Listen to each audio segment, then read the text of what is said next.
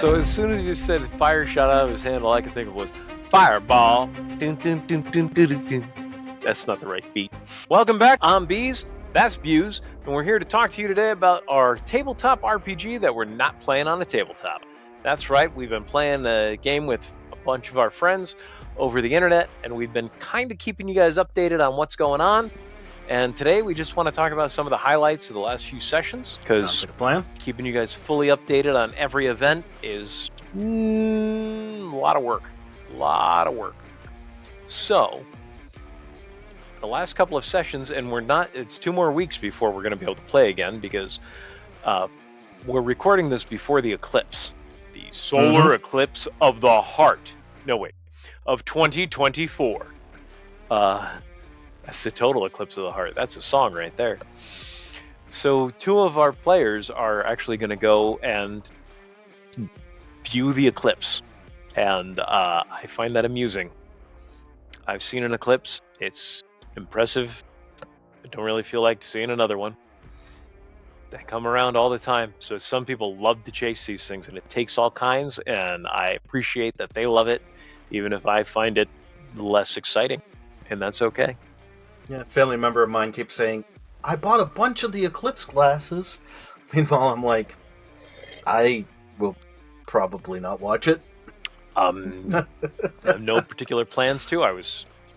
If everything had gone differently, I would have been working that day. So I had no plans, no time to take off, which is fine. So we're running this game in current time, as you guys know. Well, not really current anymore. We're now almost a year behind. And for the last couple of weeks, we have been on June 9th and the events of June 9th. Yep. And I don't have to do any prep for the next couple of weeks because you guys are taking your sweet, sweet time getting through this part of the adventure. So because of that, we're still on June 9th, and we won't be leaving June 9th until we're done with this part of the adventure. So I have stuff planned for the 10th. I have a lot of things that are going to happen to him on the 10th.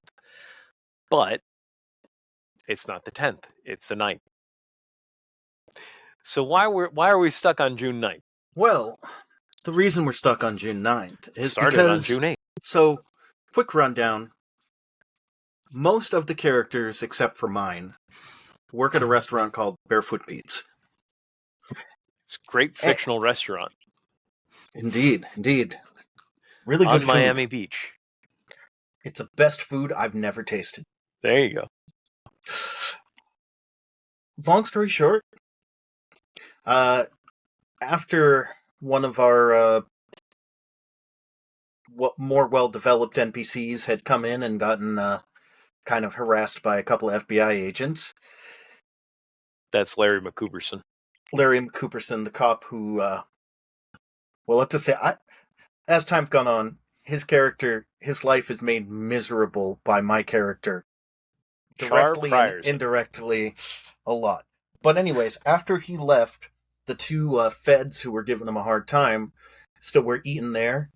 And all of a sudden, another patron starts arguing with his girlfriend and then shoots fire out of his hand. Now, for the purposes of being in the game, this is only the second to the public. And I don't know why I'm looking at the wrong camera. It's only the second to the public superpowered being we've seen. There have been others that have been implied. Some that I kind of created out of thin air. But so as soon as you said fire shot out of his hand, all I could think of was fireball. Dun, dun, dun, dun, dun, dun, dun. That's not the right beat. Sorry, I thought Fireball. you were about to be like. I thought you were going to be like, and fire flew from his fingertips as he rosined up his bow. He pulled that bow across the string, that it made an evil hiss. And then he burned his girlfriend in the back, and it sounded something like this. But, but yes, and his girlfriend was breaking up with him, and he lost control of his emotions and ended up burning her to death, unfortunately. And then got arrested. Well, one of the other characters who works at Barefoot Pete's, she tried to rescue him. Tried to rescue the girl, but the girl passed. And then when the guy got arrested, one of the other people at Barefoot Pete's, our buddy Crenshaw, decided we need to rescue this guy because the feds have him and they're going to probably dissect him and try to make super soldiers because he was told that by the third other character, John, that's what the feds will do. John is a former CIA agent who, when his powers manifested, the CIA put him in a special hospital, and he was not allowed to leave. And when he started manifesting those powers, and I don't want to give away what his powers are, they came in with assault rifles. There's no such thing as assault rifles. They came in with semi-automatic rifles to make sure he stayed, and he managed to escape by jumping out of a third-story window and blowing through all of his character points. I was very tempted after the origin story he gave me to make him start with no character points. Anyway, that's John has his own experience with them, and one of the feds that was in the bar is a CIA agent. He's not an FBI agent. He's a CIA agent who actually was in charge of was the one John interacted with during his incarceration / hospitalization. So Crenshaw, once he became aware of all that, is like, we can't leave Fire Guy in their hands. Very heroic, by the way, Crenshaw. Indeed. Very heroic. If I didn't give you a character point for it at the time, take one now. Assuming he's watching. And he always watches. He's our one viewer that always watches. That's true. Well, there's a couple of videos that have 0 views on it. Crenshaw, you need to do better. Really? Really? Chase away our one viewer. I'm just kidding. You don't need to do better. We actually appreciate the fact that you are a loyal friend and viewer. We love all our truckers. So that gets him in that mindset, and he's like, we gotta save him! So that was on the night of the 7th. That was the last thing really that happened on the 7th. And then on the day of the 8th, they went around and found out and did the recon. Crenshaw in particular did his recon and found out more and more about this guy. Found out his name was Alejandro Alvarez. Alejandro Alvarez. So, yeah. He, as a psychic, he actually went down to the FBI offices, and in his he read the mind of the chief of the FBI offices, something that the name of which is something that Buse loves, because I gave him the greatest name I could think of. Rain Watterson. And you want to know why it was the greatest name I could think of? I'll tell you guys why it was the greatest name you could think of. Because he didn't think of it. It was a name off of one of my character's fake IDs. And what were the other 2 names on your 3 fake IDs? Ah, goodness. I've only been concerned about... Robbie Robertson, I think. Robbie Robertson. And I forgot the other one. I don't have it up in front of me either. So he went for some silly names, and I decided to take one of them and make him an important character, so it would validate the fact that he had chosen Rain Watterson as an ID and make it seem like it actually was a real name. The worst part was, though, I just tried to get a job with that name, but, you know. I don't think the guy at the mechanic shop is familiar with the name of the FBI agent. I'm sorry, the chief of the local bureau. Fair enough. Oh. Da, da, da, da, da, da, da, da. That is not Fireball. That is that's Scatman. Scatman, which ironically in Blue Streak, the movie, was when Tim Robbins was dancing while his shoes were on fire. They played Scatman. Do you remember that clip? Not at all. Ah, that's too bad. Do you remember Scatman, the song? Not at all. Not at all. Wow, how do you not remember Scatman? Okay. All you Blam Blam truckers out there, now you have a homework assignment. Go listen to Scatman. Do I count as a Blam Blam trucker for this? You're always a Blam Blam trucker to me, Buse. So anyway. I am the only one of us wearing a truck on his shirt. That is true. Well, blam blam that truck. Okay, you want to take it from there? Crenshaw going about doing his thing. Yep. Then, well, then we pretty much had an entire session where we tried to find each other, where everybody was trying to find each other. Yes. Because everybody had gotten rid of their phones. Yes. And, yeah. But highlight-wise, so they're being super cautious about being tracked. So they keep burning their burners whenever an event happens. And because my character has been behind a lot of issues that have happened, it's not that he's not trusted by them. He's just not trusted to make wise decisions. Did we tell him about you being the giant and running through Miami as a giant destroying things? Yes, although I don't know if that was one of the episodes. That might have been the episode before I started posting stuff weekly. But yeah, my character, who is the most wanted man in Miami, possibly the country, decided to become Giant Man and run through the streets of Miami. Rescued the people who I was trying to rescue. Oh, yeah. Who are very thankful to you for it. But caused a lot of property damage. And this was supposed to be a stealth mission. It's hard to be stealthy at 42 feet tall. So, because of that, my character has had issues. One of the other characters kicked him out of the apartment that he was letting him stay in. And the others have kind of just been like, can you just stay away? You cause issues. So that's... You cause issues. That might be a direct... No, it's not a direct quote, but pretty close. But anyway, so yeah. My character, he had to promise that he just wouldn't screw around anymore. And my character has tried to take it to heart.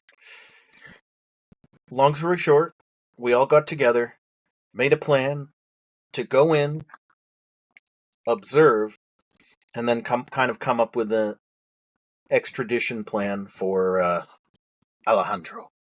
So none of us live in Miami, but we are actually using Google Maps in Miami to ground it in reality. So instead of coming up with our own maps, like we would do if we were dungeon crawling, we use Google Maps. We're all in the same Google Map image, and we all scroll in and scroll out. And one of them found a coffee shop. I think it was Crenshaw found a coffee shop. He's like, "Oh, my guy totally went here to this coffee shop to get some coffee because he liked the name of it." Mushroom coffee shop. Anyway, we're actually using the hospital, Carroll T Hospital, Keralty. We're probably mispronouncing it. And the rehab center right next to it, and the Burger King right next to that, and the mobile station right next to that. They met at the park that's 2 blocks over. It's 4 baseball diamonds in a square city block. Yeah. So that's where they're doing their planning from. And we've said it before on here, ground your stories in reality, let your players, try that. Try it out. It's not going to work too well for D&D, but if you've got a setting where you can actually use Google Maps and stuff like that, it's going to be more interactive for your players. So do you want to keep telling the story? Should I tell the story? Sure. Long story short, one of our characters who has invisibility and intangibility snuck me in by having me turn small and left me in there as a bug. And I observed what went on after. I mean, I'm not going to go into the details of it, but after being in there for a little bit, we found out that the guy that had tortured John was pretty much having blood stolen by one of the nurses because he was going to be using it to do whatever experiments on outside of there. And they took so much blood out of this guy that it is seriously causing him harm. So our buddy Crenshaw managed to use a psychic blast while following after this guy to knock him out and cause him to crash his car, was able to steal the blood back. Yeah, I know, I just condensed everything down, but that's fine. And now, Alejandro, who we were planning on trying to get out of there, is now having severe health problems and is in an emergency situation. And yeah, we're hoping he survives. And so we're all trying to sneak into, trying to get more people snuck into the hospital so that we can hopefully break him out, because he is very, very, very heavily guarded. And It's not that even me, heavily as guarded. It's only 8 guards. 8 very perceptive guards, who even me at half an inch tall, they're able to detect on top of a doorway down the hallway as a bug. So, which, again, it's all good. Like, Beas has perfect reasons as a GM for having these guys have the stats they do, and I'm pretty sure that these guys were created specifically for these stats. So they're, if we meet these guys on the street in other settings, like, they might not be the greatest at poker, although their perception is high, so maybe they will be. But, It's also the setting. They're in.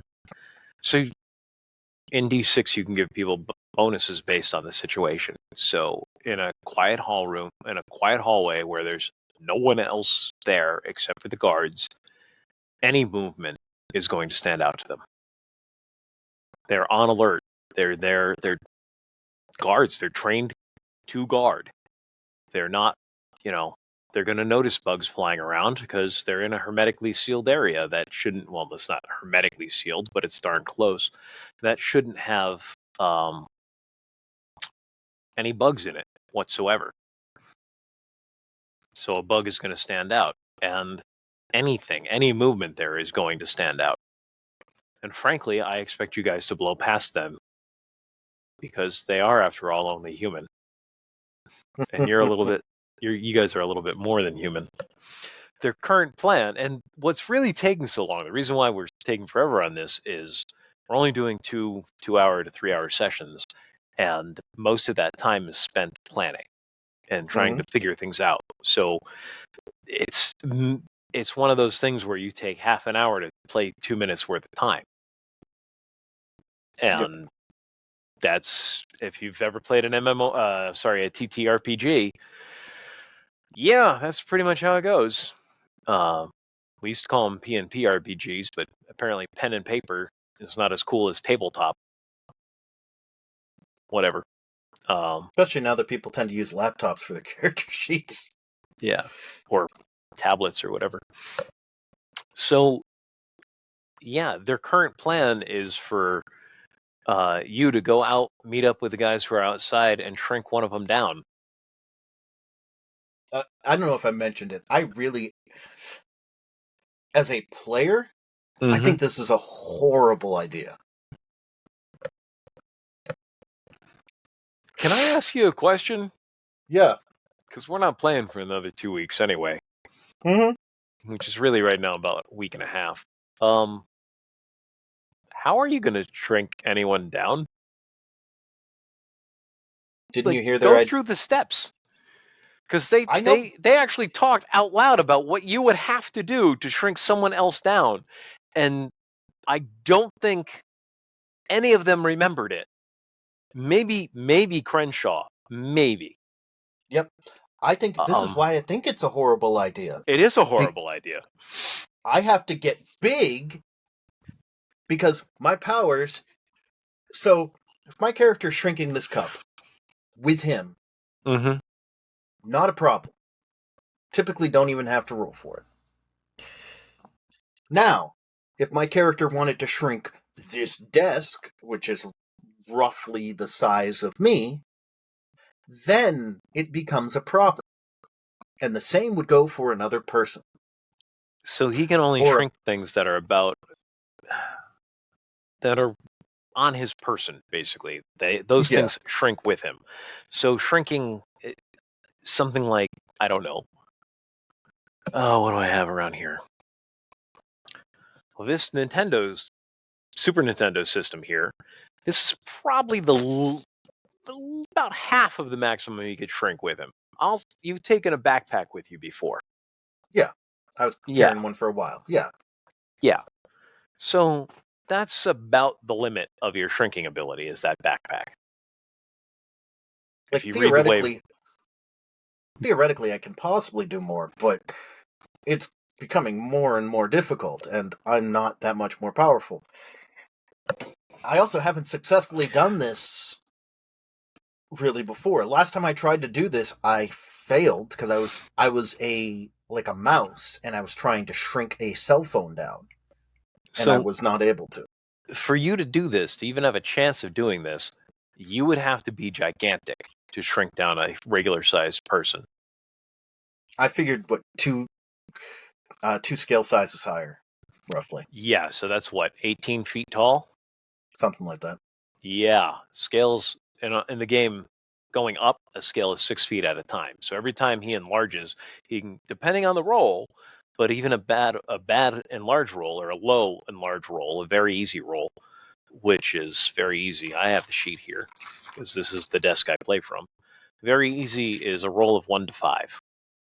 So uh, if he gets a low roll, he can go up 6 feet. And the higher his roll, if he gets into Soga's very easy, medium, or moderate, difficult, very difficult, heroic. So if he Like, I gets just got an 8 on 2 dice, and that would not be enough. Good roll. actually, that would get you your 2 scales right there. That would pump you up to 18 feet tall.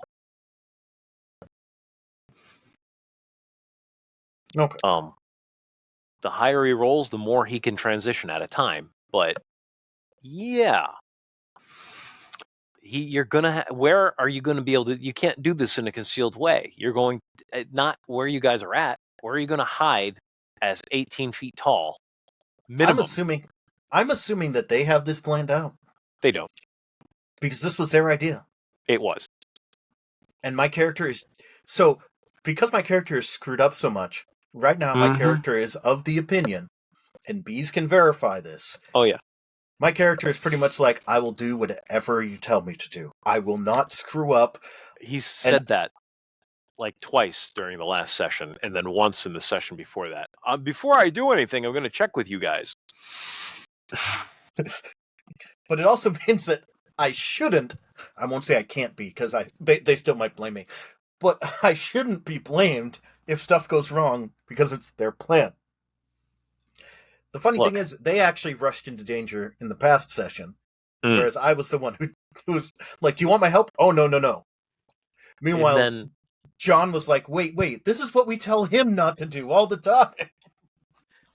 Crenshaw with that psychic blast roll. So I've got a guy who's got incredibly high willpower. I've established in the game that he has an advanced mental state of some sort, and the fact that he would have a high willpower, I think I've role played out very well for you guys. Because Crenshaw keeps trying. John doesn't have psionic powers. Well, he does. He uses Yes, it does. telekinesis. No, he also has the And same. psionic blast, yes, but he Yeah, doesn't have telepathic powers. no. So Phil Crenshaw, has read his mind numerous times, and he knows that this guy consistently thinks about 5 different things at once. He is a master multitasker and a threat to the rest of the super community. Very dangerous man. I think I've done it. Have I done a good job of portraying him as a dangerous man? Oh yeah, Okay, good. he kind So of you kind of have him come across almost like Noah Bennett or HRG from Heroes in some ways. Just psychotic, more psychotic. Not psychotic. Psychotic's wrong. More evil, I guess. I don't think he's done all that much that's evil. As much as like, what has he Slimy? really done? What? Slimy? Oh, he comes across as slimy to you guys, I think you're looking for a villain, though. I think that's part of it is your perception of him. What has he really done that's been evil? I mean, what he did to John wasn't particularly nice, I'm more thinking of the John thing. but that was, you guys didn't see that firsthand. No. In regards to us, Crenshaw's been in his mind twice. Mm-hmm. Me personally, my character hasn't really. He's seen him, but he hasn't interacted with him.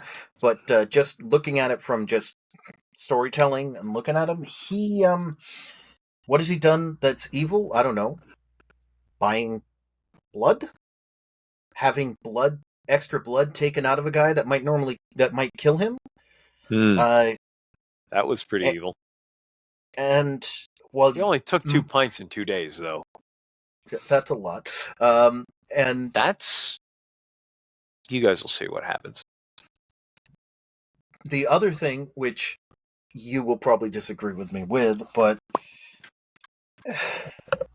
his interaction with Alejandro in the bar, it was, I don't know, I would have felt that it would have been obvious that it was a mistake, an accident, and while he still would have been arrested, and I have personally, in fact, in the same exact situation, seen how two law enforcement officers can act. One can be stern and respectful even in a life-threatening situation, and another can act the same exact way that this guy did, which is being stern and kind of a jerk while asking for the exact same thing. And again, I'm talking, you know exactly what I'm talking about I because you know know what my you're talking situation. about, but in the game, In the all the game, guy, it was a life-threatening situation, and what did the and guys this, say? I believe, get the F on the ground. Yep. Right Please, effing now. you're under arrest. Get on the ground. Get on the ground. Get on the effing ground. Yeah. I don't know. I just felt he could have been a bit more respectful, but Well, the guy should have gotten on the ground. he was kind of shocked, surprised. No, I was playing all these characters. From a more legal perspective, it was reasonable as he did not realize that he had his powers. It was reasonable for him to be concerned with his girlfriend who was harmed, and that would be the reason why he would not react as well to someone yelling at him And pointing guns. and pointing guns. Yeah. But it was also reasonable for the law enforcement officers to point weapons at him because he himself is obviously a weapon since he just burned a hole in a girl's back. They had I every reason understand. to feel their lives were in danger. Yes, And and the that's all you lives of need to do everybody to in the use lethal place. force. Yep. Mm-hmm. We really ought to have a discussion about lethal force one of these days, and gun safety too. One of these days. In relationship to fiction and making it look realistic. When you can use firearms and stuff like that. Yep. Because most RPGs and nerd books and stuff like that get it wrong. One of the biggest problems I've ever had with Star Wars D6 was their rules on when you can and cannot use the Force, and when you'll get a not when you can and cannot use the Force, but when you'll get a dark side point for using the Force. Whenever you use the Force to intentionally harm someone, you automatically get a dark side point. And before I even knew the proper legal terminology for, which is defense of self and other, I'm like, dude, what if you're the only way to stop somebody? We had these conversations in your room in college. Yep. What if the only way to stop somebody is to give them a telekinetic push and you accidentally kill them or hurt them? Not even kill them. If you accidentally hit them by giving them a telekinetic push or pull, and we specifically were talking about Jedi Knight 2 Dark Forces, the video game, do you get a dark side point for that? And you're like, according to the rules, I think you would get a dark side point for that. And I'm like, that's not even reasonable. And you're like, well, it's in the rules. And yeah. Whereas now I don't really follow the rules when I run Star Wars games. Well, I follow the rules, but when it comes to the dark side point, it's intent is very yeah, much a part of it. Yeah. not just intent. Well, intent is probably the best word for it, but it's the situation. Using lethal force, mindset, using lethal force in defense of yourself or others is perfectly justified from most legal standpoints in America, anyway. This is not a legal advice show. Do not take this and go out.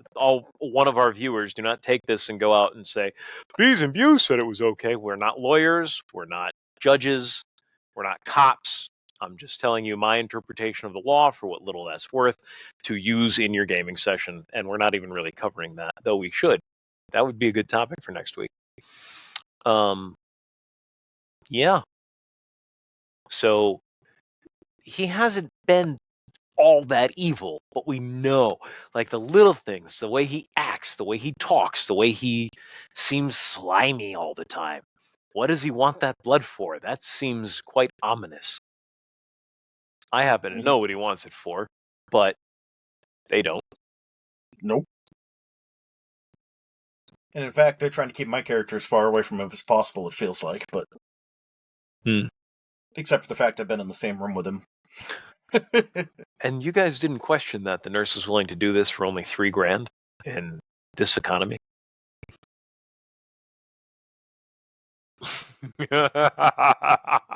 Wasn't there. In fact, I don't know how much. My character doesn't even know how much he was paid. I thought it was on the video. I haven't seen the video. Okay. I've been in the room. I'm not disagreeing with you. I'm just saying it was on the video. Yep. So Fiona was able to get, while intangible, was able to get a video of the entire deal that went down of Phil buying blood. Makes me wonder if they're based on what you're saying. And I have no idea, nor will my character probably care. Maybe that was the second half of payment. Second half of what? A payment. I know exactly what's going on, but My character can investigate, but unless anybody tells me to, I'm not going to. Yeah, you're scared of your own shadow at this point. That's the other thing I Yeah. love about this game, that it is the character development. You guys are doing an amazing job with character development. Fiona, in particular, being freaked out about all this killing. Crenshaw, Yep. to a lesser degree, to a similar degree, but to slightly lesser degree. The way John's not fazed by it, having been in the CIA, having done this sort of stuff before, and your reactions are excellent. Again, Char is the most innately heroic of the characters, though I think Crenshaw wants to be a hero the most. Mm-hmm. You charge toward danger without thought of what it's going to cost you. Or anyone else. Well, you stop the bad guy. You see a bad guy and you're like, he must be stopped. I'm going to stop him. Oh, we didn't even tell you guys about Carl Richardson. Yep. So we're a little over a half hour, so we'll go into this a little bit. I think we actually, again, I think in an episode that hasn't come out yet, but there is a bad guy who is responsible, a very bad man, who's for done my horrible character, things. But he's the one who was actually being broken out of the prison transport when when my character got out.